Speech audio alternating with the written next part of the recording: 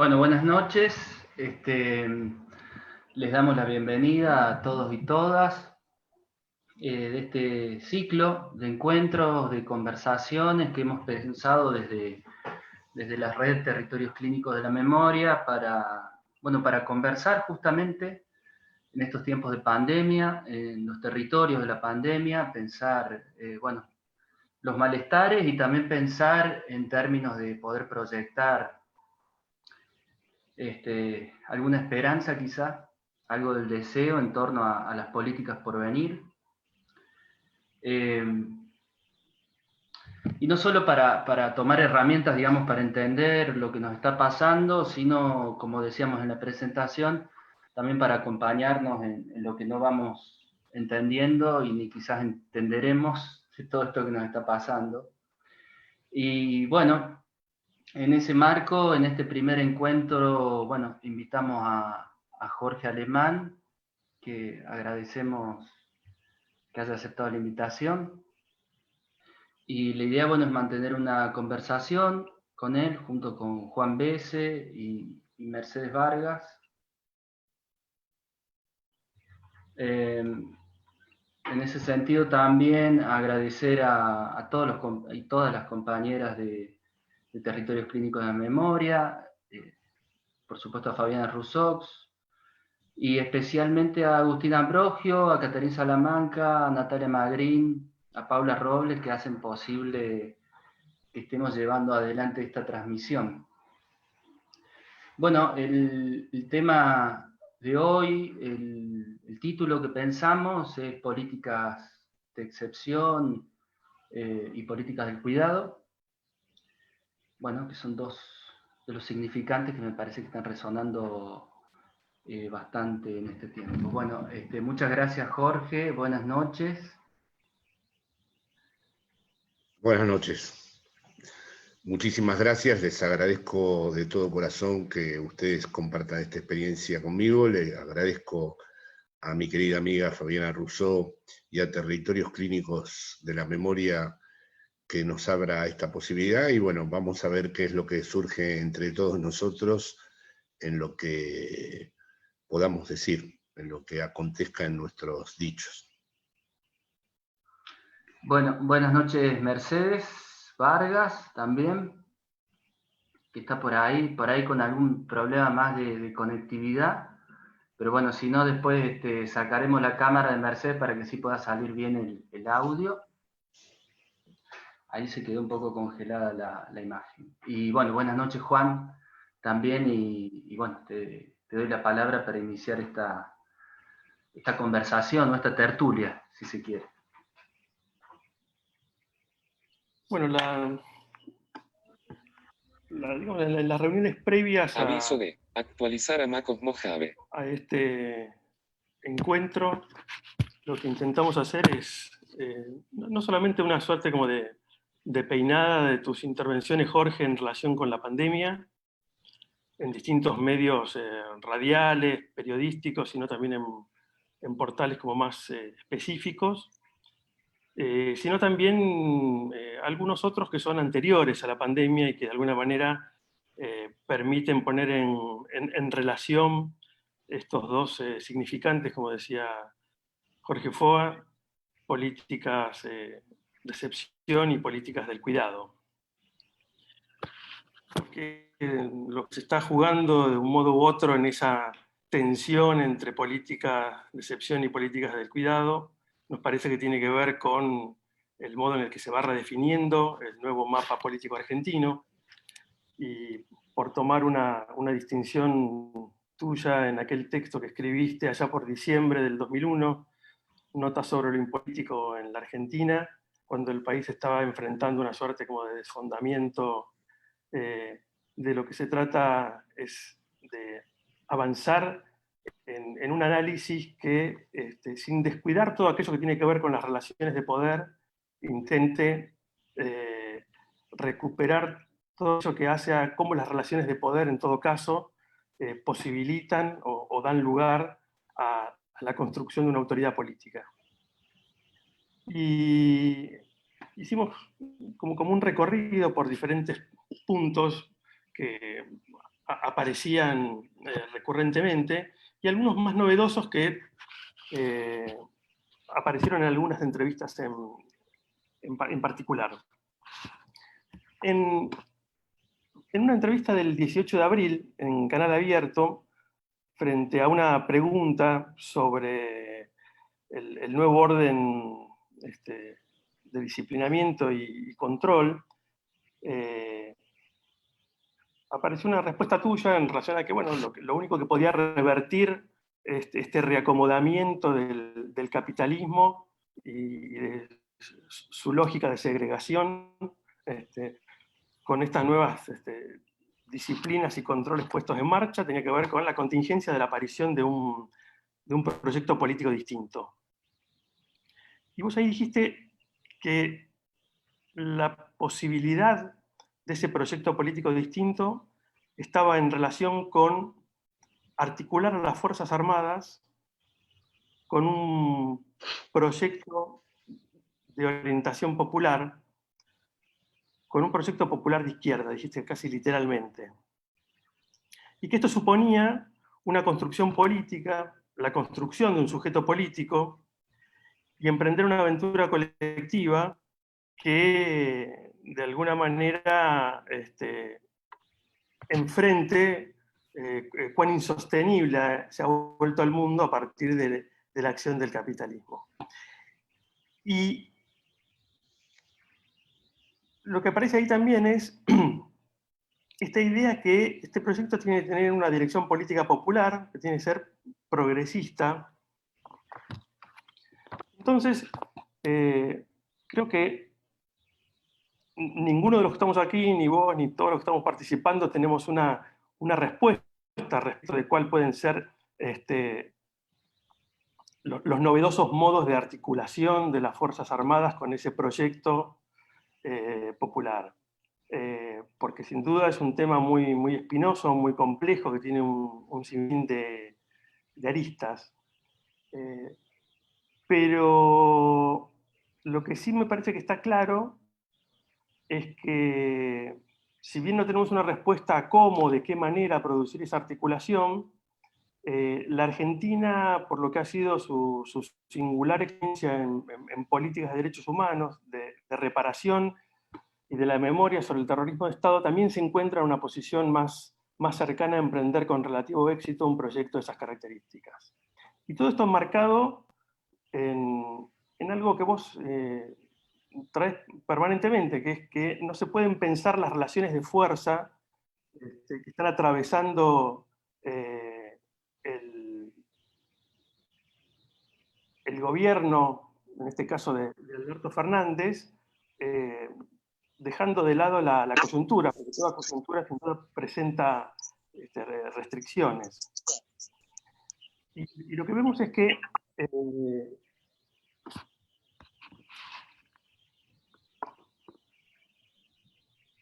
ese señalamiento que vos hiciste, me parece que es un señalamiento capital, porque tiene que ver con un nuevo modo de pensar la inscripción de los estados-nación, y en concreto de la Argentina, en coordenadas geopolíticas que no son para nada las mismas que había un tiempo atrás. Bueno, todo esto es como una suerte de contextualización un poco larga y un poco ardua para dar lugar a lo que sería la pregunta, o arrimar a una pregunta, ¿no? Y la pregunta, o mejor dicho, la inquietud es qué pensar respecto de cómo trabajar desde nuestro quehacer, tanto clínico como desde la inventiva teórica, filosófico, teórico-político, también de la enseñanza, esa articulación entre un proyecto con una dirección política popular y las Fuerzas Armadas, que supone escribir otros modos de relación. No fue feliz esa expresión de Alberto que luego, de forma muy inmediata y muy contundente, él corrigió. No se trata de dar vuelta a la página, sino de escribir otra página.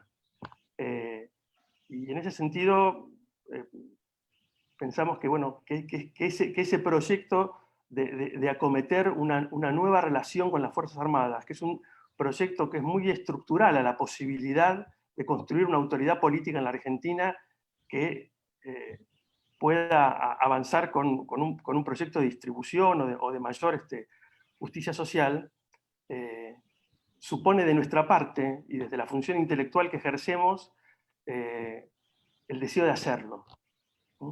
Las izquierdas tienen como muchos pruritos en general, las izquierdas liberales sobre todo, en relación con las Fuerzas Armadas, evidentemente por la historia que tienen nuestros países.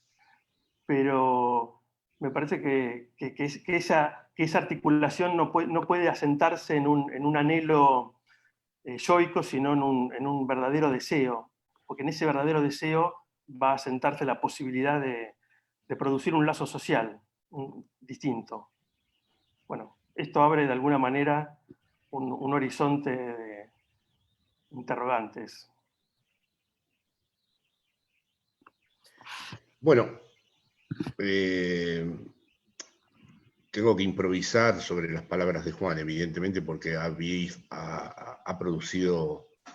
abierto muchos caminos la intervención de él. En mi caso, además, la pandemia tiene como una especie de movimiento, todos los días cambia, y me hace cambiar a mí, porque realmente estamos frente a un hecho tan radicalmente nuevo con respecto a lo que es la realidad, que cambia todo el tiempo la lectura, el lugar desde donde observo cómo se van sucediendo las cosas, y considero muy provisional y muy conjetural todo lo que digo, ¿no?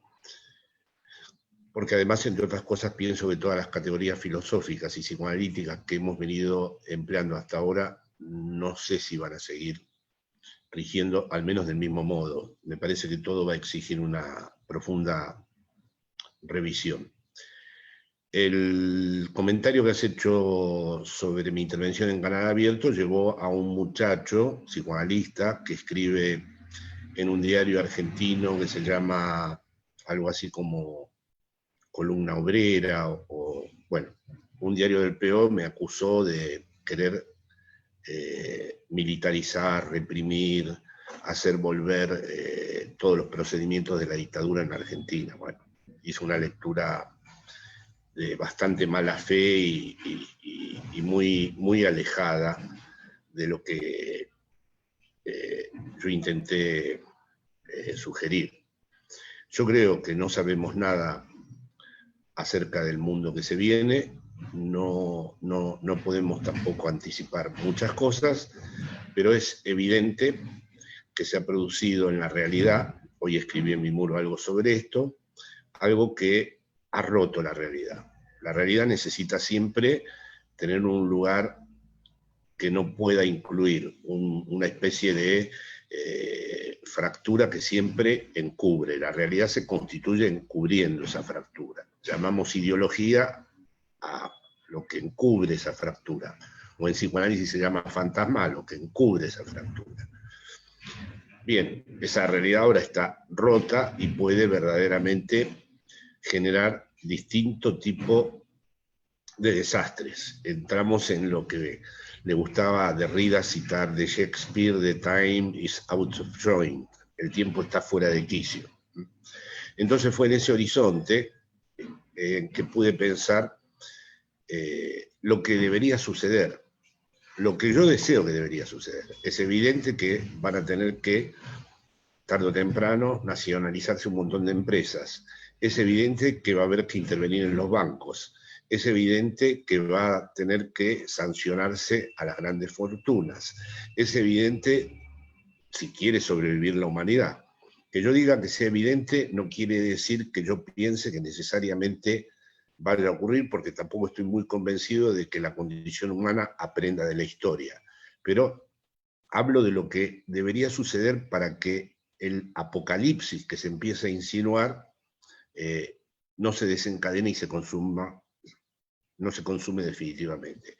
Para eso, efectivamente, pienso que son necesarios estados que tengan una autoridad simbólica muy bien constituida, muy bien armada, y por lo tanto pienso que las Fuerzas Armadas, lo que Althusser llamaba no los aparatos ideológicos del Estado, sino directamente aparatos del Estado, porque eran aparatos coercitivos, los tienen que ganar los proyectos populares.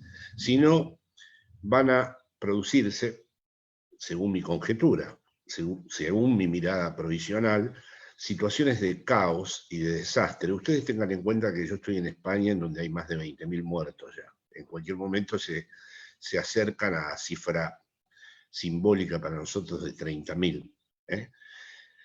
Se van a producir situaciones de caos, en donde si es la derecha la que se adueña de esas fuerzas de orden, porque la izquierda no sabe, o los movimientos nacionales populares no saben cómo inscribirlas, yo creo que vamos a asistir a el retorno de cosas horribles. Por ejemplo, considero que es un acierto de la coalición que gobierna en España entre el Partido Socialista, Izquierda Unida del Partido Comunista y Unidas Podemos, que en todos sus actos se presenten con miembros de las tres fuerzas. Hay muchas críticas que se les están haciendo ahora, están acorralados, quieren echar a Pablo Iglesias del gobierno, quieren fracturar a la coalición, y para mí ha sido muy importante la determinación de que la Fuerza Aérea, la Marina y el Ejército estén en cada una de las decisiones que toma el gobierno socialista o el gobierno de coalición en España. Otro tanto pienso de Argentina, y coincido con Juan en que por nuestro legado, y porque realmente hubo memoria y justicia con las Fuerzas Armadas, estaríamos en condiciones de no transformarlas en un vector político reaccionario de las derechas, porque lo que se va a requerir en primer lugar es la configuración de nuevos estados-nación, de nuevos estados soberanos, y en la medida de lo posible de una federación internacional de esos estados soberanos, ya que ni el Mercosur, ni la UNASUR, ni la Unión Europea misma, porque la Unión Europea parece querer darle la razón a Max Weber, los países calvinistas y protestantes consideran a la Europa del Sur que no sabe cómo administrar el dinero. De hecho, hoy mismo Alemania dijo que en todo caso puede haber préstamos, pero no un fondo común como pedían España, Portugal e Italia. Y también se han opuesto a los coronabonos. Entonces, el corolario de esto para mí es recuperar la idea de los proyectos nacionales y populares, recuperar mi idea del populismo de izquierda, que tendría que argumentar por qué lo denomino populismo de izquierda, y en eso incluyo, por supuesto, la posibilidad de que efectivamente, como va a ser una sociedad en donde las irrupciones comunitarias, ahí siempre pienso que entre sociedad y comunidad hay un hiato, que la sociedad nunca reabsorbe a la comunidad, que en la comunidad hay algo que excede a lo social, ¿no? Pienso que ahí va a haber fracturas muy importantes y que es muy importante establecer, para que el poder no se lleve todo por delante, una autoridad simbólica. Por supuesto, voy a la distinción clásica entre poder y autoridad, ¿no? Y en ese aspecto es donde considero que sin la participación de las Fuerzas Armadas, de hecho en Argentina lo estoy viendo, porque cuando prendo la televisión argentina veo en el Gran Buenos Aires cómo algunos sectores de las Fuerzas Armadas coparticipan en la colaboración con los confinamientos o las intervenciones sanitarias, ¿no? Esto no digo que vaya a ocurrir, no es lo que necesariamente muchos dicen que de esta pandemia vamos a salir mejores, eso yo no lo veo evidente. Muchos dicen que de esta pandemia vendrá un mundo distinto, eso no lo veo evidente, pero por supuesto, ya hoy salió una noticia de que se deberían nacionalizar un montón de empresas en Europa. Ya se habla de una intervención del Estado en la estructura bancaria y en la estructura financiera en toda Europa, y esto no creo que pueda suceder frente a un mundo financiero y de corporaciones que tenga el poder. Esto solo puede suceder, y no digo que vaya a suceder, si realmente existen estados como no fueron los estados revolucionarios del siglo XX. Es decir, estados que conjugaron una suerte de proyecto político revolucionario con una gran autoridad. Creo que la sabiduría política que puede aportar América Latina en esto es que eso no devenga en la lógica del terror que conocimos en la Revolución Rusa y en la Revolución China, que podría darse, es lo que el muchacho escribió en esta columna proletaria, no me parece que entendiera. Creo que nuestra Europa no tiene una tradición donde pensar proyectos emancipatorios. Europa siempre piensa o en la Revolución Francesa, o en la Comuna, o en las revoluciones históricas. Nosotros podemos pensar en proyectos emancipatorios, en republicanismos plebeyos, en proyectos de articulación de estados con autoridad simbólica, en donde podamos incorporar a las Fuerzas Armadas y no por eso generar ni una patria xenófoba, ni una patria racista, ni lo que actualmente está generando todo el neofascismo en Europa. Esa sería la apuesta en la que yo trataría de mantenerme, dado de que veo que vienen tiempos dificilísimos.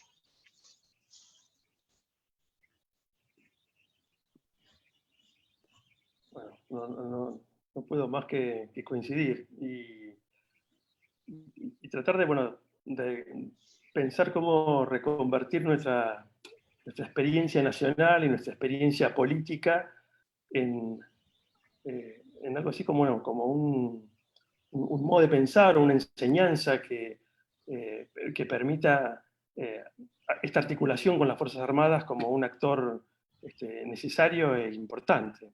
Tampoco sé si es posible, pero por ejemplo, un detalle en España que quiero señalar, ¿no? Los representantes de las Fuerzas Armadas se presentan junto con el gobierno.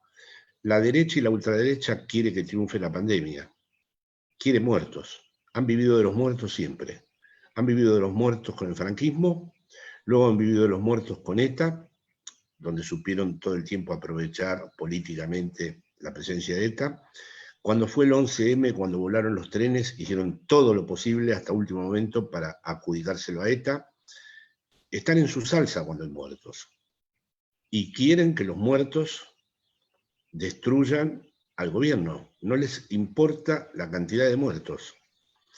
Y algo semejante vi en Argentina. Cuando me conecto con la televisión argentina, he visto analistas políticos o pseudo-analistas políticos, porque son todos como, tratan a la política como si fuera una farándula, ¿no? Y nunca hay causas, siempre son intenciones de poder que mueven los hilos y ellos se acreditan mostrando internas que todavía no se han revelado y el periodista que los entrevista se hace el asombrado por las internas que todavía no se han revelado, pero muchos de ellos he escuchado que la cuarentena es una maniobra del gobierno, lo cual, bueno, es que eso es una mezcla de sadismo y debilidad mental, porque es evidente que basta ver el mundo, ¿no?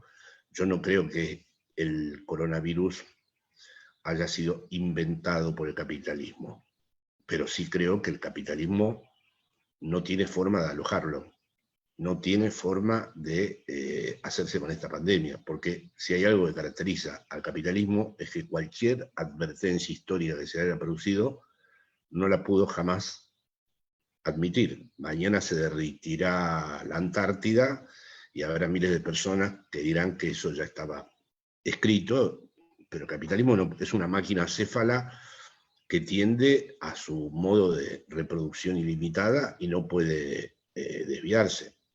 Y esta vez, como dije antes, se ha introducido en la realidad algo que estaría afuera de la realidad. Los niños que tienen miedo a salir a la calle el viernes porque dicen que el coronavirus los puede atacar, porque lo piensan como un monstruo, y el enloquecimiento de algunos presidentes, para mí está relacionado con esta realidad que ya no tiene brechas, que ya no tiene límites, que está en todo el tiempo en continuidad, todo el tiempo es coronavirus, televisión, seguridad, televisión, coronavirus, y por lo tanto no hay lugar para estar. Por eso aparece la metáfora bélica y el estado de excepción. ¿no? Pero la metáfora bélica aparece no frente a un enemigo, sino frente al propio virus, ¿no? Bueno, puedo entender que esa metáfora bélica haya servido de cohesión, pero a la larga es un síntoma de otra cosa. Esa metáfora bélica está señalando que tarde o temprano vendrán momentos en donde el soberano decidirá sobre el estado de excepción, y quién vive y quién no vive. Y es ahí en donde me parece que sí se vuelve indispensable como protección de la comunidad que haya esta posible articulación entre el Estado y las Fuerzas Armadas. No creo que esa articulación sea necesariamente siempre reaccionaria. Desde ya. Bueno, no sé si Jorge, Mercedes. a otra. ¿Mercedes? Ahí va. Sí, buenas noches. Quería intervenir yo porque me parece que está muy vinculado el modo en que de la pregunta has ido intentando esbozar, digamos, una reflexión que estos últimos puntos me parece que has señalado tocan una de las preguntas o de los ejes que a mí me interesaba poner en conversación con ustedes, y bueno, tiene que ver con esta idea de poder pensar la posibilidad de la construcción de un Estado, mejor dicho, lo has dicho mejor, gobiernos nacionales y populares y populismos de izquierda como apuestas, quizás orientadoras, para ver de qué manera, bueno, como alternativas o orientadoras de ver cómo lidiamos con esta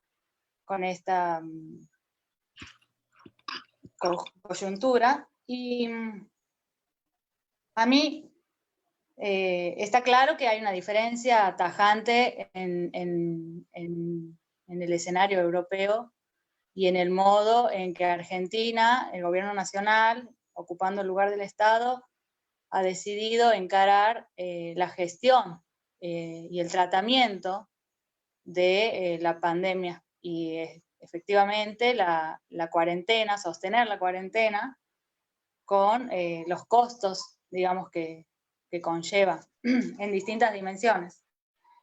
Y me parece que una de esas dimensiones tiene que ver con la tensión que habita la posibilidad de la construcción populista en su plano más para todos, digamos, de la política pública, y en la dimensión territorial, ¿no? Un poco lo que venimos conversando con los compañeros de TECME tiene que ver con cómo se vive esa experiencia, ¿no?, de construcción de una autoridad simbólica fuerte y garante en los distintos niveles o distintas áreas que toma el Estado como un lugar no homogéneo, ¿no?, y donde me parece que entran a jugar dimensiones de distinta escala, como ser, por ejemplo, la heterogeneidad territorial de Argentina en sí misma, ¿no? La dimensión federal, en la que en cada territorio aparece la figura de ese Estado. Pensando que un Estado populista es un Estado que ordena simbólicamente, que escucha, ¿no?, y que logra estos lazos de articulación solidaria entre las diferencias de los distintos elementos que ordenan lo social, ¿no?, pero que también atiende, y me parece que esta es una característica muy distintiva del populismo, a diferencia de un orden democrático o una forma democrática pluralista, por ejemplo, es que me parece que que la heterogeneidad, ¿no?, y que eso inclasificable o que siempre se le escapa a la política pública en su dimensión más universalizante, tiene un lugar y un valor distintivo, ¿no? Que se pone en tensión permanentemente en los territorios. ¿Qué lugar? Es decir, como has dicho, hay una especie de borramiento por ahí de fronteras en donde el Estado aparece como desde esa retórica del cuidado, ¿no? Muy importante, muy valiosa, y además de poner de privilegiar el valor de la vida por sobre el valor de cierto modo de definir la economía.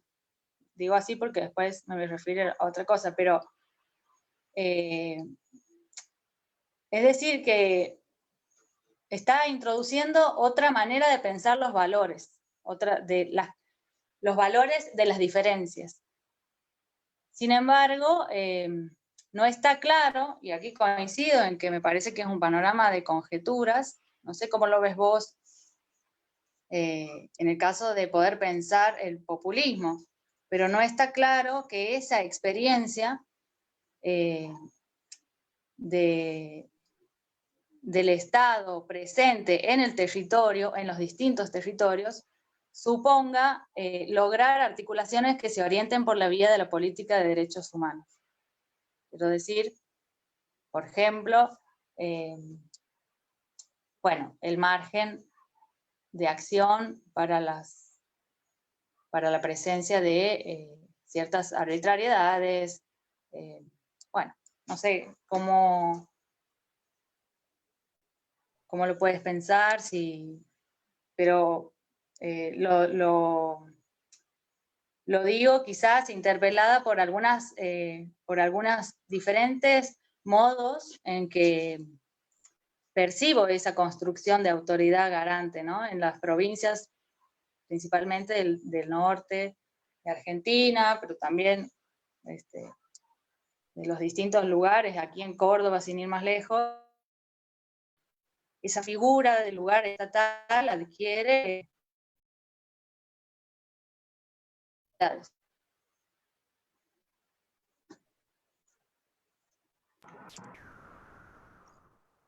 Se está cortando un poquito, Mer, la transmisión. Si podés, si no, sacar la cámara y hablar nada más para que salga el audio. Yo la escuché, no sé si terminó. Pero ya he terminado. Sí, ya he terminado. En primer lugar, yo no sé si en el mundo que va a venir habrá condiciones todavía para esbozar un proyecto político. Ese es un gran interrogante que tengo, dado de que yo personalmente no me sustraigo a la dimensión apocalíptica que tiene todo esto. Es decir, hay muchas señales del apocalipsis. Eso no quiere decir que el capitalismo, como dije antes, haya fabricado este virus, porque no creo que haya una instancia metacapitalista que sea capaz de generar este virus. Pero sí que cuando la gente dice volver a la normalidad, digo, ¿a qué normalidad va a volver? A la misma que alojó el virus, que ha sido un desastre. Es decir, se han desmontado todas las ficciones que sostenían al capitalismo. Es más, podríamos decir que este es un momento de invisibilización del marxismo, porque lo que está ocurriendo es que los trabajadores, si no volvieran, no se podría sostener nada. Son años, décadas, en donde se ha naturalizado y se ha instalado que es la empresa la que genera la riqueza. No, la riqueza la genera, la traducción, como diría Marx, de la riqueza en beneficio, la genera la fuerza de trabajo. Si en este momento los trabajadores no volvieran, ni los CEOs, ni los ejecutivos, ni los directores de las grandes empresas, ni los expertos podrían sostener proyecto alguno. Este sería un momento histórico en clave marxista para la humanidad. Descubrir una vez más que el verdadero sostén de este mundo está en las fuerzas del trabajo. No digo que necesariamente ocurra, pero ningún ejecutivo, por más que se pongan mamparas, desinfecten la empresa y que se no puede volver si no está el que garantiza que se prenda la luz, que haya electricidad, que los ordenadores funcionen, es decir, los que venden la fuerza de trabajo. Entonces, esta es una primera cuestión. Esta pandemia, como nunca, ha revelado de nuevo el rol central de los que venden como mercancía en el mercado capitalista su fuerza de trabajo y ha, de algún modo, puesto en escena su poder. Si quisieran, si verdaderamente desearan no seguir más explotados, bastaría con que hubiera un movimiento mundial donde no volvieran a sus escenas anteriores para que todo empezara a crujir. Es decir, así como ya han dejado de consumir, es mentira que esto se va a poner en marcha si los ejecutivos, los CEOs y los directores hacen funcionar la máquina. No, la máquina, como describió muy bien Marx, va a funcionar si está lo que él llamaba el proletariado, y nosotros podemos llamar la clase trabajadora o los sectores populares. Dicho esto, eso le daría una posibilidad al populismo, porque el populismo para mí no es otra cosa que una aventura post-marxista, es el intento de, en vez de caer en la lógica de la revolución y sus círculos de terror, en una lógica emancipatoria. Por lo tanto, para mí el populismo es un populismo de la diferencia, es un populismo femenino del no todo, porque pienso que para articular las diferencias tiene que haber un proyecto que no sea totalizante, tiene que ser un proyecto en donde verdaderamente no haya una unidad totalizante, tiene que ser un proyecto que de algún modo esas heterogeneidades de las que has hablado antes y que has mencionado antes se mantengan como tales. Por lo tanto, en ese proyecto populista, donde me atreví a incluir a las Fuerzas Armadas, la diferencia entre el Estado, los movimientos sociales y la comunidad deben ser mantenidos. Y por lo tanto también las diferencias federales. Es decir, el populismo es la pregunta acerca de cuántas diferencias soporta lo político. Para mí una definición mínima de populismo es decir, cuánto de lo heterogéneo es capaz de soportar lo político. Así que bueno, esto es lo que verdaderamente intento pensar, y por supuesto que, porque los marxistas esencialistas, esto me gustaría aclararlo aquí en este espacio que ustedes me brindaron, con los que debato mucho aquí en España, dicen ustedes no están pensando en la economía o en las relaciones sociales de producción. No, una cosa es que no haya una necesaria determinación entre las relaciones sociales de producción y los proyectos políticos, es decir, que no surja del estado de explotación que describí al principio. Por ejemplo, en este instante, perfectamente los trabajadores podrían decidir no volver a su lugar de trabajo porque se ha descubierto que tienen todos ganas de volver para seguir explotándolos, ¿no? Una cosa es que no haya una relación de necesariedad y otra cosa es que no haya, porque sí la hay, una relación contingente con el modo de producción capitalista. Mi querido Ernesto Laclau, con el que he mantenido algunas diferencias, nunca olvidó la referencia al modo de producción capitalista.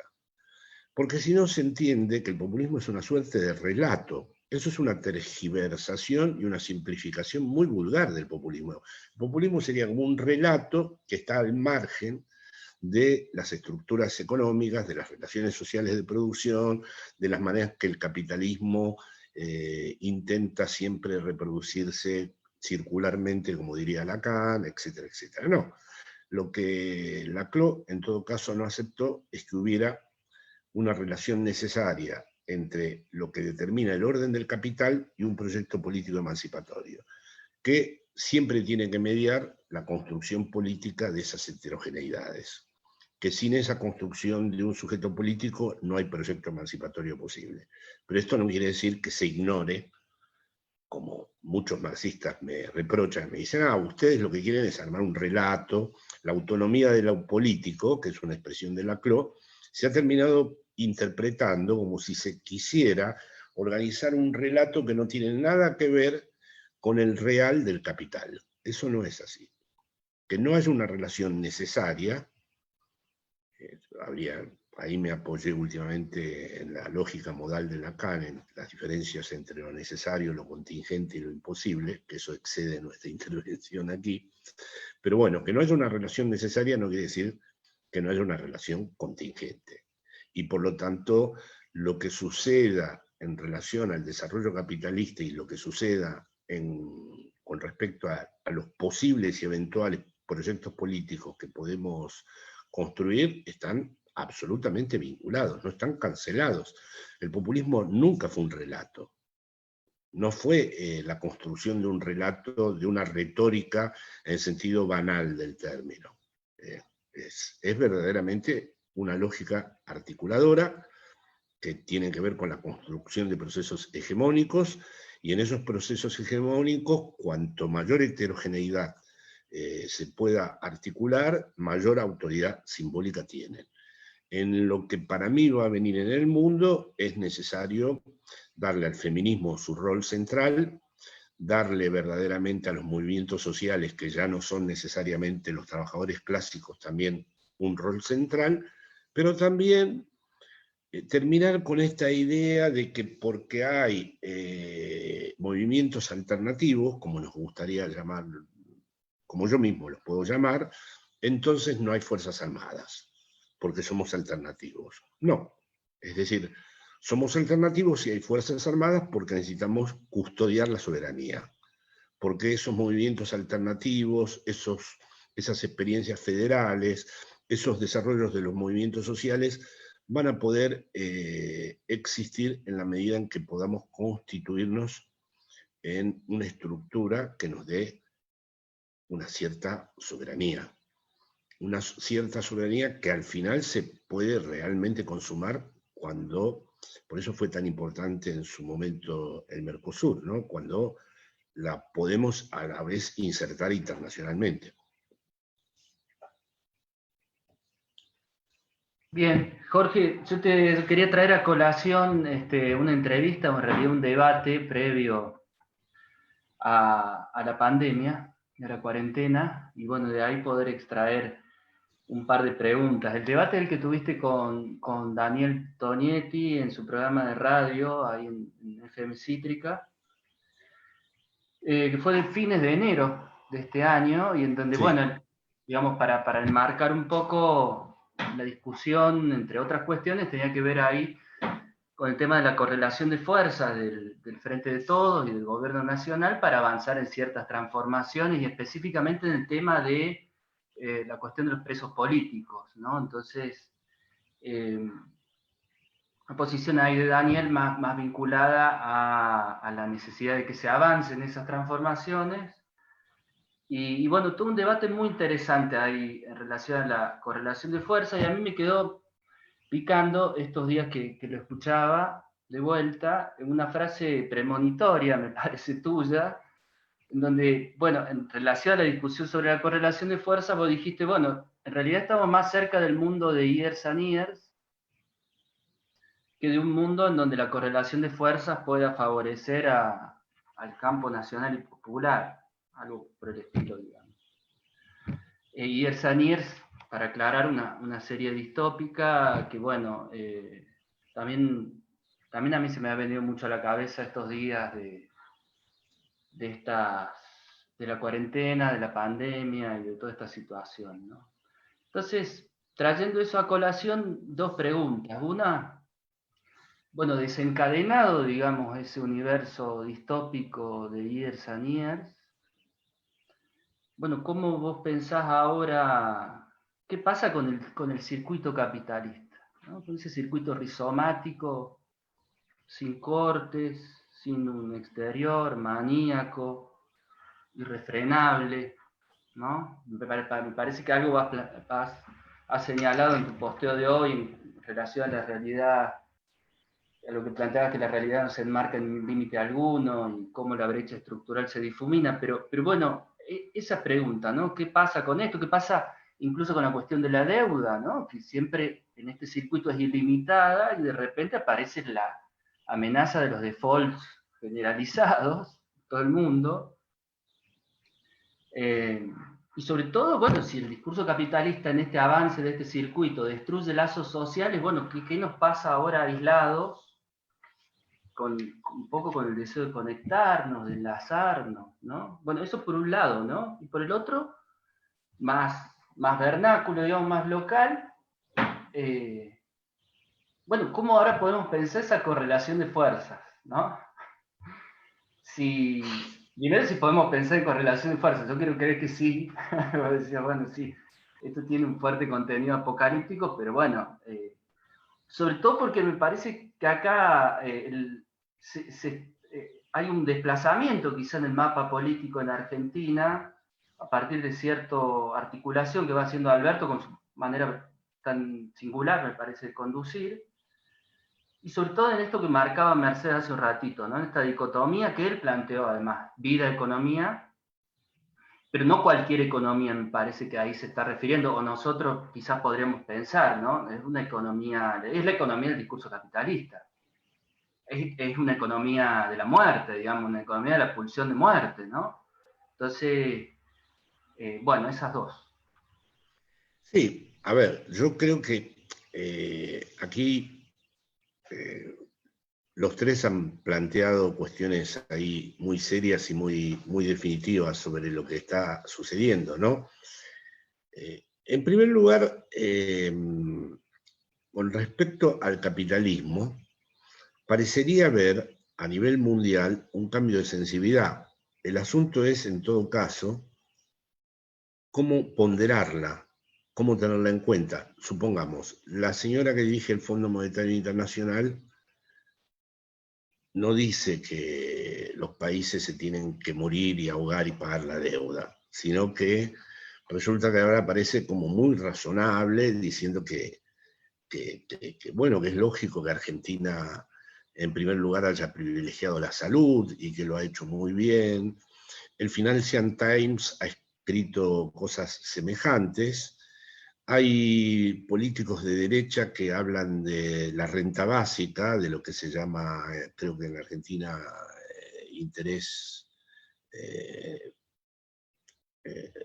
bueno, en cada país ese sueldo, esa renta que se otorga, El ingreso universal, digamos. un ingreso universal, ¿no? Bueno, esto empieza a tener una gran aceptación incluso en la derecha. Entonces la pregunta es, esa racionalidad administrativa de la que habló Max Weber cuando se refería al capitalismo, es decir, la demostración de Max Weber de que los núcleos civilizatorios protestantes, Max Weber viene a decir muy rápidamente, bueno, ricos y pobres, usura, estafa, explotación hubo siempre.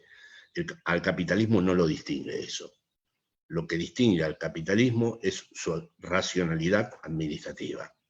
Y esa racionalidad administrativa no está en los países católicos, que son barrocos, excesivos y que gastan el dinero en el goce.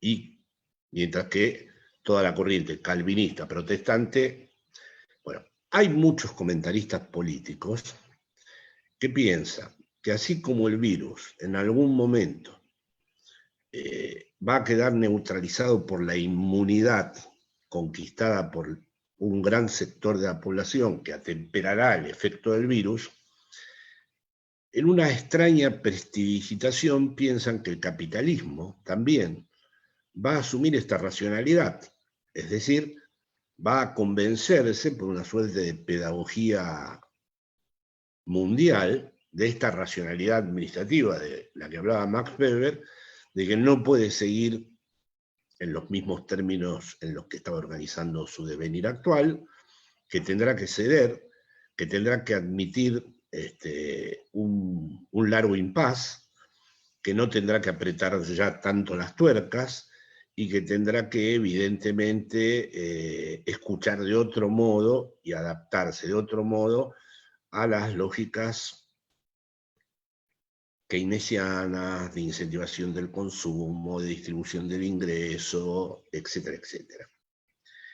Para muchos esto va a ser como una especie de fenómeno cultural, un poco como Max Weber describió el momento en donde verdaderamente el motor protestante y calvinista se vuelve el lugar en donde el capitalismo florece en toda su potencia. Todos, después de una epidemia semejante, esperan ese tipo de transformaciones. En el siglo III había muy pocos cristianos todavía y vino una epidemia que, según los historiadores, posiblemente fue la viruela, y en el siglo V ya todos eran cristianos. Quintiliano tuvo que declarar a Roma cristiana. Entonces, de algo de lo que no estoy convencido es que el capitalismo asuma esta pedagogía, que haya como una suerte de puesta en equilibrio de la propia estructura económica, en donde sin antagonismos y sin confrontaciones, y esto se enlaza con lo de las Fuerzas Armadas y la autoridad simbólica, por un propio movimiento inmanente, por un propio movimiento interno, porque además ustedes habrán visto que han aparecido un montón de millonarios altruistas que dicen que así no se puede seguir. Es decir, no es solo Bill Gates, hay varios, hay una especie de club de millonarios altruistas que dicen que no va más, que se terminó la fiesta, ¿no? Y que los millonarios también tienen que ceder dinero. Entonces, hay una gran sensibilidad social, como decía antes, donde parece que se podría asistir a una mutación del capitalismo vía el desastre que se va a generar, como si esta especie de gran castigo universal los hiciera arrepentir un poco a los seres humanos y sintieran todo el peso. Es evidente de que todos saben que el origen del virus fue aleatorio, pero quedan pocos días. Si ustedes estuvieran en Europa, probablemente, bueno, los que están aquí lo percibirán, que esto puede tener una cierta teología, como un signo de los tiempos, como algo en donde la gente va a entender que ha sido castigada. Se mueren muchos inocentes. Esta es la peste de Camus. Acá no se mueren solo los que los explotadores o la burguesía consideran susceptibles de morir. No es solo la nuda vida de Agamben, se mueren aleatoriamente grandes neurocirujanos, políticos. Entonces, para muchos, después de este castigo, ¿no? Después de que realmente, un poco como dice Freud en La neurosis del destino, como esos sujetos que después de un gran accidente finalmente encuentran la posición, cuando han sido castigados severamente por la vida, se dejan de embromar con sus caprichos y encuentran un lugar, ¿no? Bueno, hay muchos que, sin haber leído a Freud, entienden que este gran castigo universal va a enderezar las cosas. Sobre esto tengo mis reparos.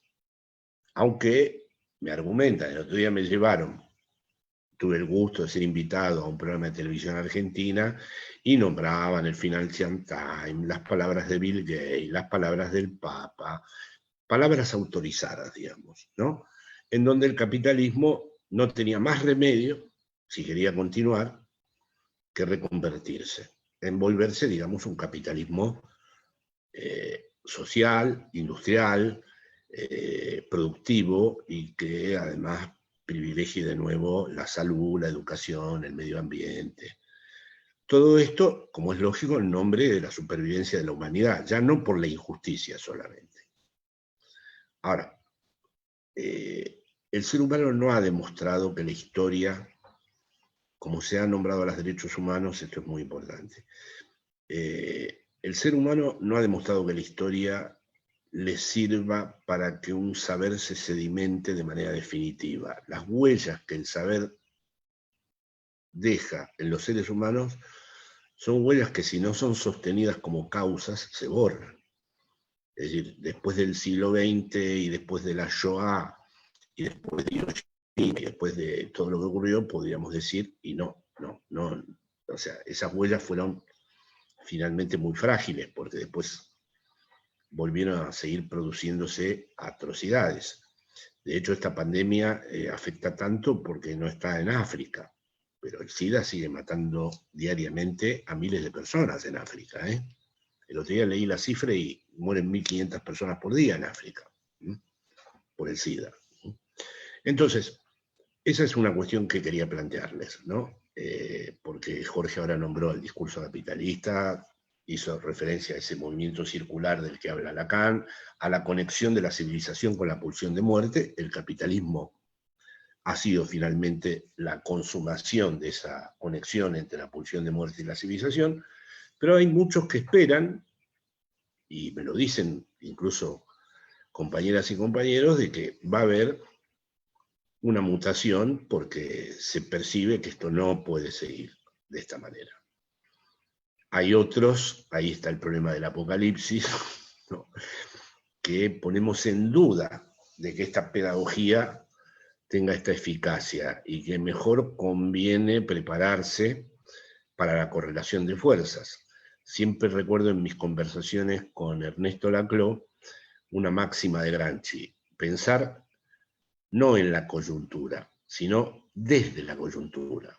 O sea, todo lo que uno piensa es desde la coyuntura.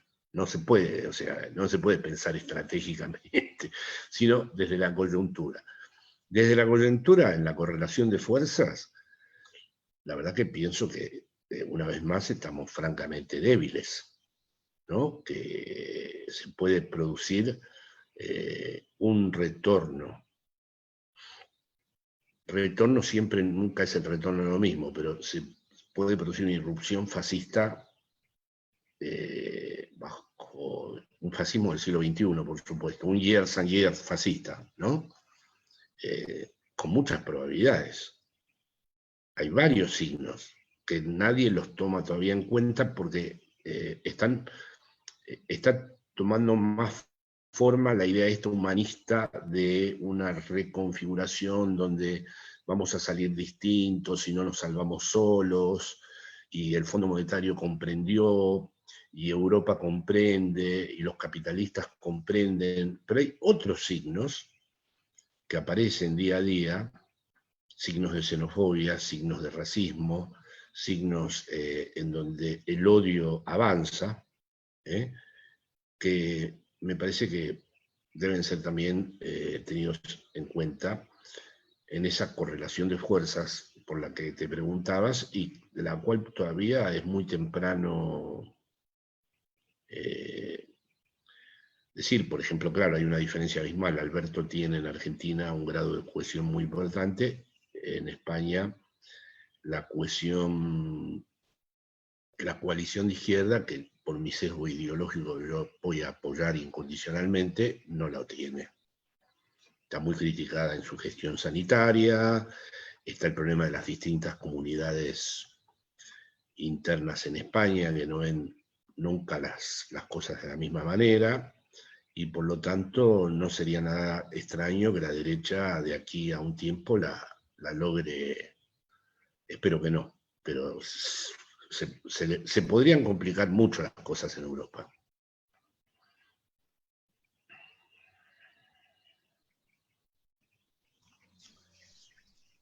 Juan, ¿querés seguir vos?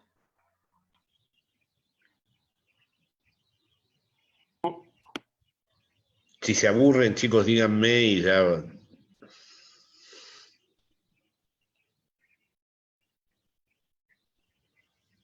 Lo tenés apagado al micrófono, Juan. Ahí Ahí está. está. Pero escuchó todo lo que dijimos. Sí, sí, no, escuché bien. No sé cómo estamos con el tiempo. Sí, llevamos más o menos una hora, pero bueno, podemos seguir con algunas preguntas o seleccionar algunas. Ahí me estaban pasando que, bueno, había muchas preguntas en torno al rol que podían tener los feminismos para enfrentar esta situación. Pero bueno, no sé, Juan, si vos tenías alguna otra o vamos con esas. No, algunos comentarios en relación a todo lo que se fue como hilando a partir de las intervenciones de Jorge y las preguntas. Empecé a pensar en una idea que aparentemente parece como una suerte de oxímoron, si uno lo toma desde la cantera freudiana, que es cómo serían unas Fuerzas Armadas del no todo, de qué manera el feminismo podría impactar en una configuración de las Fuerzas Armadas distinta, que esté articulada con modos de intervención que conciban la defensa nacional en el viejo sentido populista de la nación y del pueblo en armas, ¿no? Y pensaba cosas que en un punto pueden parecer muy candorosas, de hecho lo son, ¿no? Que estos nuevos lazos sociales tienen que contar con el amor, con una categoría que está muy depreciada políticamente. Creo que el peronismo ha sido uno de los pocos que le ha dado una jerarquía al amor. De hecho, la comunidad organizada se constituye como un discurso filosófico con toda su densidad a partir de recuperar esa categoría desde fuentes muy diversas. Y ahí me parece que un poco la perspectiva del amor como lazo, ¿no? Puede estar como en la base de la desaceleración, porque si bien uno podría pensar que el virus no necesariamente fue producido así maquiavélicamente, en sentido vulgar, ¿no? Por el capitalismo, ha sido la aceleración técnica propia del capitalismo la que lo ha diseminado de la manera que lo ha diseminado. Y que por lo tanto, esto que conversábamos con Mercedes y Jorge en la previa a este encuentro, ¿no? Cómo se reactualizaban algunos temas, como aquel viejo lema peronista de vivir con lo nuestro, que de algún modo instalaba como otros modos de pensar la relación entre el Estado, el mercado y la sociedad civil.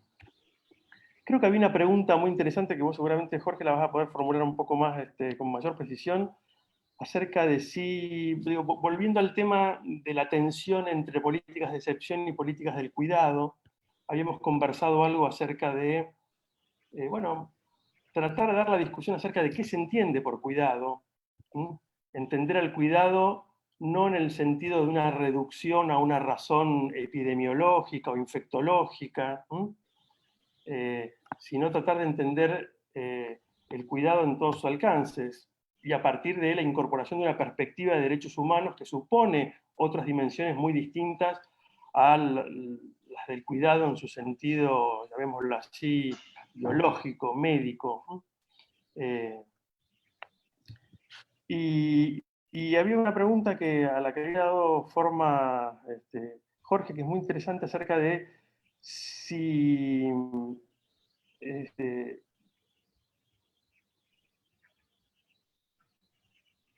todos estos discursos que tensan la relación entre excepción y cuidado, y la noción misma del cuidado, había que pensarlos a partir de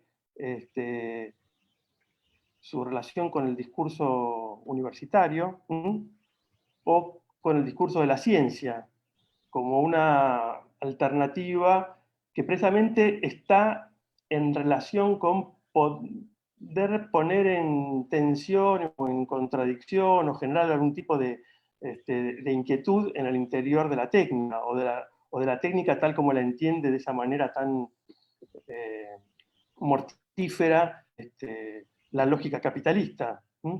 Porque finalmente el discurso de la ciencia es un discurso que se asienta en una duda, en algo que se plantea como una pregunta y está buscando una respuesta. Muy distinto del discurso universitario que de un otro lo que hace es como enmascarar la noción de saber propia del amo. Y en ese sentido volví un poco sobre esa intervención de Alberto Fernández, que en su momento, no sé qué les habrá pasado a ustedes, pero a mí me dio un poco de no risa, pero me produjo así como un efecto de sentir que lo que estaba diciendo Alberto era demasiado candoroso cuando dijo, bueno, esto no es un gobierno de CEOs, es un gobierno de científicos. Y entonces de ahí pensé, digo, bueno, ojalá sea un gobierno de científicos en el sentido... Esas son las frases que ponen nerviosa nerviosa Esas son las frases que ponen muy nerviosas a mi amiga.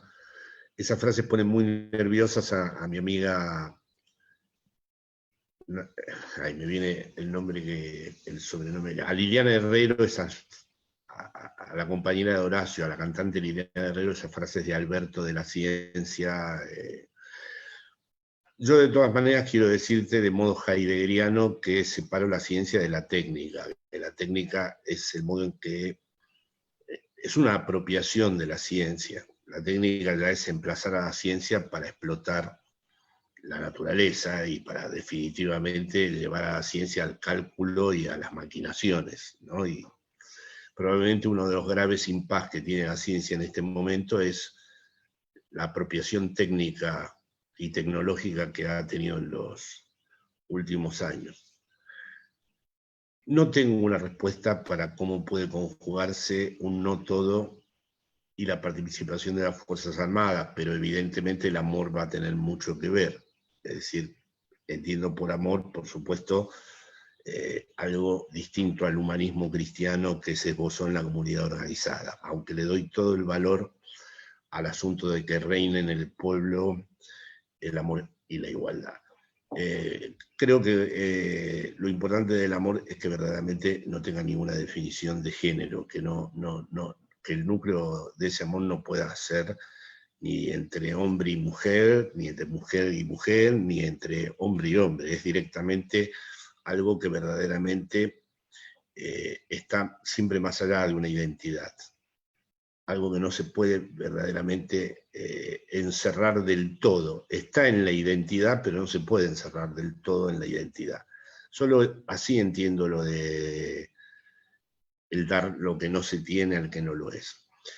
Frase de Lacan, perdón. Y luego, cuidado. No puedo más que remitirme a Heidegger, porque precisamente es uno de los términos, los traductores no saben decidir si es cura o cuidado. A mí me gusta cuidado, la palabra alemana Sorge. Y el cuidado consiste en Heidegger, que en otros aspectos ya sabemos que es un pensador con momentos infames en su vida. El cuidado consiste, y esto se vincula con el amor, en respetar lo que en el otro debe permanecer oculto, en no obligar al otro a que revele todas las preguntas, ni que responda por todo. Es decir, amor quiere decir custodiar en el otro aquello que merece permanecer en el ocultamiento. Claro, esto parece lo contrario de la sinceridad, de la honestidad y de todo el humanismo que se ha construido con respecto a eso. O sea que exige mucha valentía esto. Pero sin embargo, como vamos a entrar en un periodo donde todo está bajo la imagen y todo está medido y se nos va a hacer test de diversos estilos, y como vamos a entrar en una lógica, no por el poder, pero es como si se realizara el sueño Foucaultiano en modo pesadilla, ¿no? Todos nos vamos a nosotros mismos, para protegernos, vamos a admitir todo tipo de controles y estar expuestos a todo tipo de transparencias, y que se sepa de nosotros todo. En todo, ya se habla en muchísimos lugares de los pasaportes estos, en donde la huella del rostro puede perfectamente determinar en qué lugar está situado. O sea, muchas medidas terapéuticas van a estar acompañadas de una enorme práctica de control.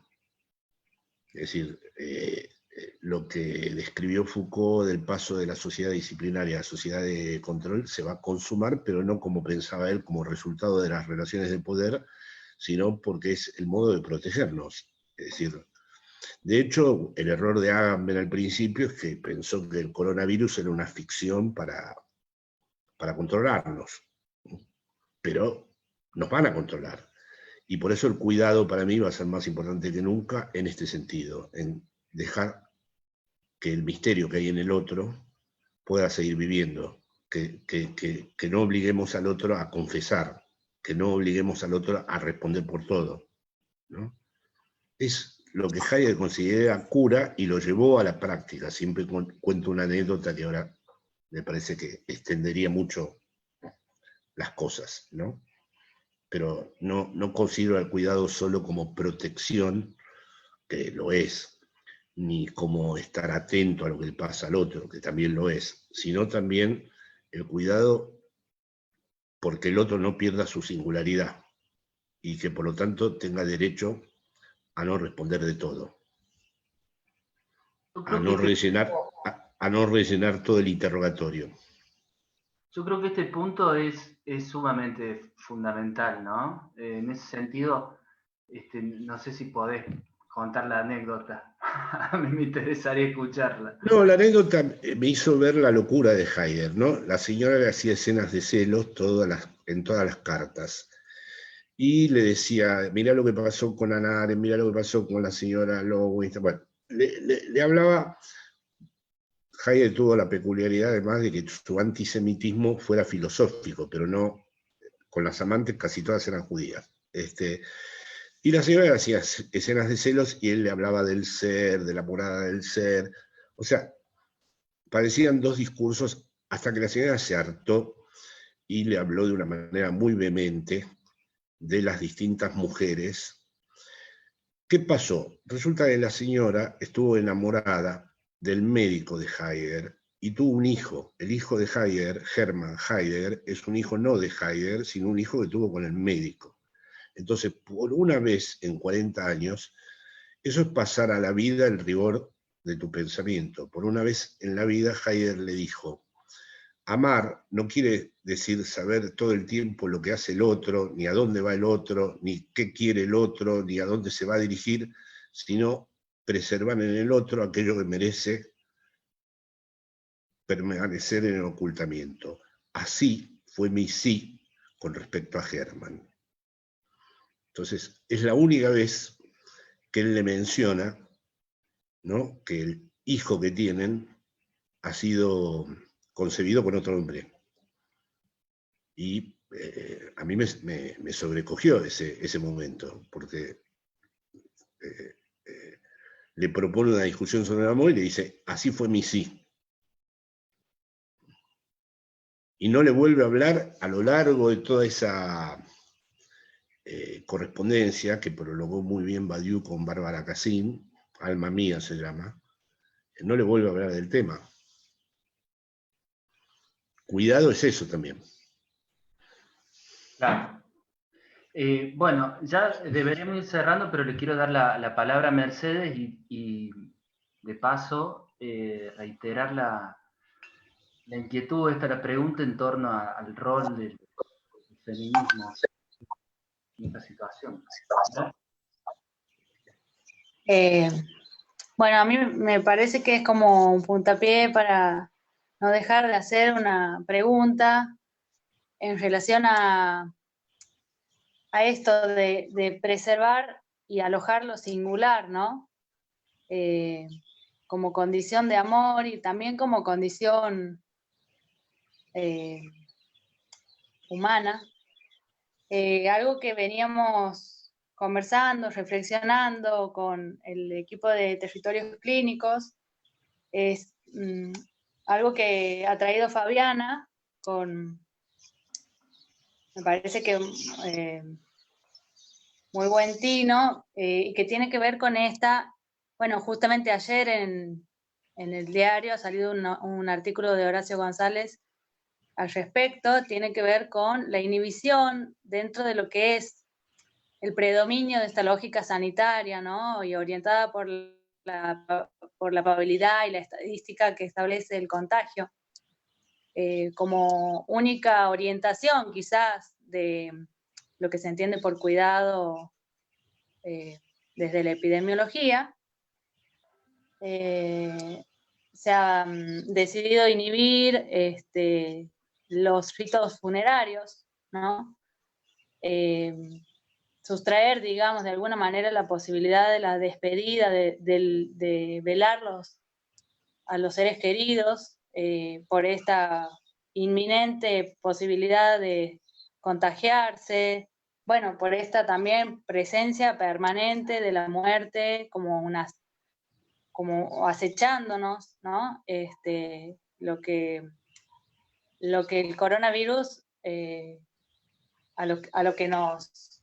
frente a lo que nos coloca, digamos, es pensar en la muerte del otro y en nuestra propia muerte, y en este sentido, bueno, la inhibición de esos ritos funerarios, decía Fabiana,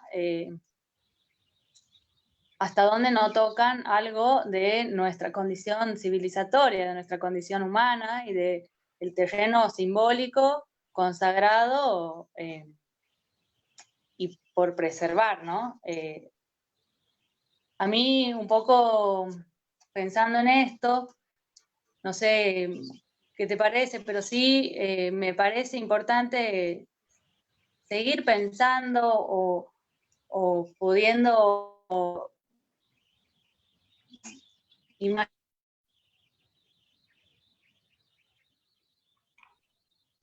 Fíjate, Mer, si podés cortar el video, así sale el audio, porque me parece que ahí se congeló.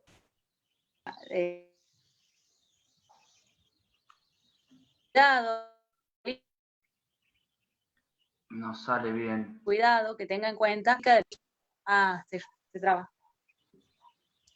Ahí va, ahora sí. María Moreno hablaba de una ética de la despedida, ¿no? En esto de, entre tanta normativa y entre tanta burocratización de los permisos para salir, para hacer esto, lo otro, de los adultos mayores que el Estado está tratando de cuidar más aún por su vulnerabilidad frente al virus, bueno, hasta dónde un margen para la decisión, para la singularidad, para no quizás desconsiderar esta dimensión, ¿no? Invaluable de los ritos, de lo simbólico, que termine por caso transformando al sujeto como en objeto de desecho, ¿no? Bueno, listo. Sí, pero por ejemplo, con respecto a esto que me toca de lleno, porque ayer murió un amigo de toda mi vida, yo no voy a tener lugar en mi vida para tener un amigo así. Es un amigo que conozco desde hace 50 años, con el que me exilié, y además en los momentos previos a la dictadura vivimos situaciones límites de riesgo muy importantes, así que eso nos ató de una manera muy especial. Y luego hicimos una vida en España y nuestros hijos se quisieron mutuamente. Y ayer murió y yo no solo no lo vi yo, que mi billete de avión para ir a Argentina quedó colapsado, sino que sus hijas no lo pudieron ir a ver. Yo no sería capaz de obligarle al Ministerio de Sanidad que firme una orden para que se pueda ir a ver en nombre del rito funerario al que fallece, porque lo he hablado con los epidemiólogos y dicen que no hay más remedio que respetar esa barrera. Así que entonces comienza otro desafío, porque yo no puedo darle un lugar a esa muerte todavía. Así que tendré que inventar, si este rito funerario no ha sido posible, inventar de qué manera yo me despido de ese hombre que yo amaba y cómo, hablando con sus hijas y hablando con mis hijos, esa despedida toma forma. Me acuerdo de la frase de Nietzsche: hombres con días de luto propios y con fiestas propias. Me parece que no queda otro destino que eso, que inventar. También los ritos funerarios estaban de algún modo estandarizados. Cuando murió mi padre y lo enterraron, no estuve muy cómodo con el modo en que se hacía. Me parecía que no recogía la singularidad poderosa de ese evento, ¿no? Se enterraba y estaban los amigos y un cura. En mi casa nunca fueron religiosos, pero bueno, un cura dijo unas palabras, bueno, no me pareció... Bueno, esto es terrible y evidentemente va a tener consecuencias en este fuera de quicio civilizatorio que estamos asistiendo, la desaparición del rito funerario. Pero yo no lo viviría como una imposición, porque el otro día estaba conversando con un grupo de argentinos que me inventaron a una experiencia como esto, y había personas que describían la pandemia como si fuera el triunfo de una voluntad de poder maléfica que nos está aboliendo como sujetos. Yo creo que si entramos en esa pendiente, no entendemos qué responsabilidad han asumido los que gobiernan en este momento. Es decir, por ejemplo, es un milagro que la Argentina no haya explotado. Yo creía de verdad que a esta altura la Argentina iba a tener miles de muertos. No entiendo cómo han logrado lo que ha ocurrido en Argentina. Ayer estuve viendo cómo le tomaban test. Acá en España todavía no han podido organizar los test. Cómo tomaban test en Constitución. Es decir, también hay que, me parece que, reconocer que más allá de las lecturas puntuales que podamos hacer de algunas cosas, hay algo que ha funcionado de una manera insólita. Porque la Argentina tiene por varias razones una bomba de tiempo adentro, comparado con las estructuras estas europeas, todas reglamentadas y urbanizadas. Y sin embargo el caos está aquí. Con lo cual, yo entiendo perfectamente el dolor infinito que produce la ausencia de rito funerario, y en todo caso lo que me pregunto es qué puede, y me lo pregunto a cada momento, qué puede venir en su lugar, ¿no? Y qué nuevas, si tendremos o no, que no está demostrado, los recursos simbólicos como para afrontar esto. Pero no, por ahora no voy a generar ninguna metáfora que sugiera que esto es una imposición. Porque es muy fácil deslizarse a que se nos impone esto. Yo no le hubiera permitido a las hijas de mi amigo que vayan. Por ellas, ¿no?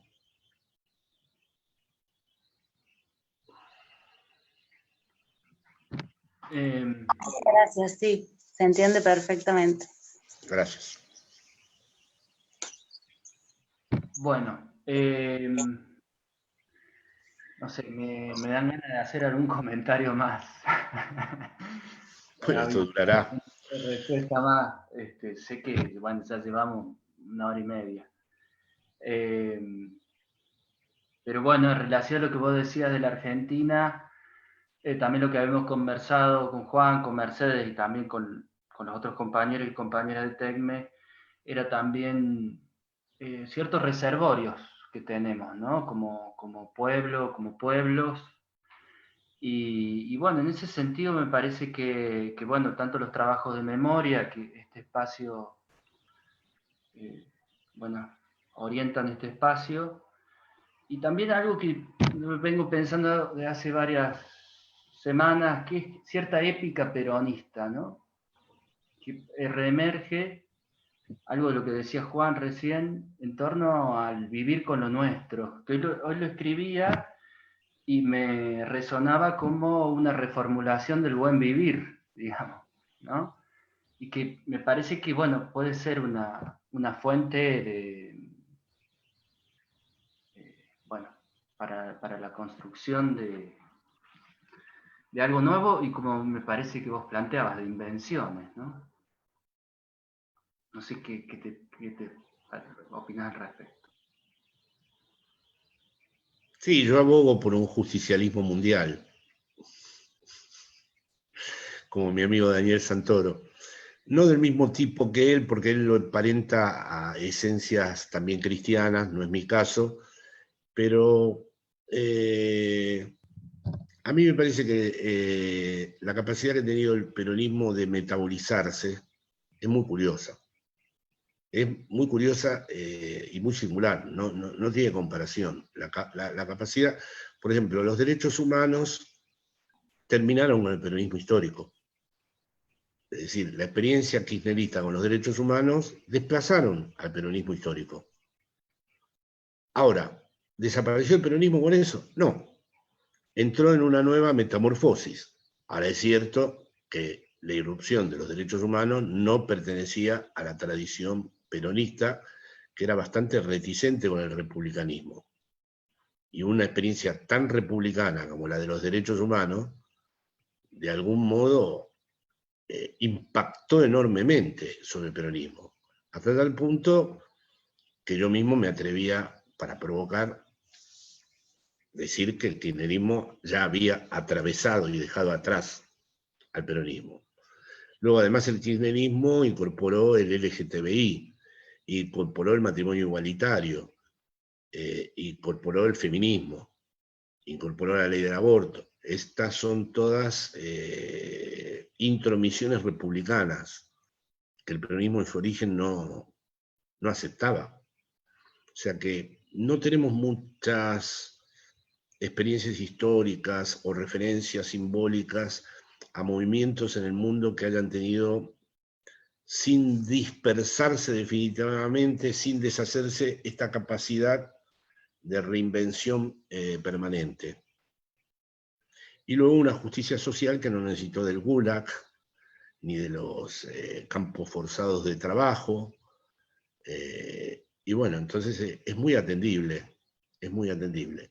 Y sobre todo es muy simpático esto de que en el mundo entero no lo entiendan, o no quieran saber, o no lo terminen de ver, o lo consideren como algo bizarro. Eso es muy simpático también, porque antes uno podía aducir un cierto desconocimiento, ahora ya es un verdadero deseo de no saber el que hay. Es no querer saber nada de ello, ¿no? Así lo percibo yo en muchísimos intelectuales europeos. Eso lo vuelve también muy simpático. De hecho, aquí en Europa se puede ser trotskista, anarquista, leninista, que está todo bien, pero peronista, kirchnerista, ya es una cosa que es incómoda. Arruina un poco la atmósfera amable que había.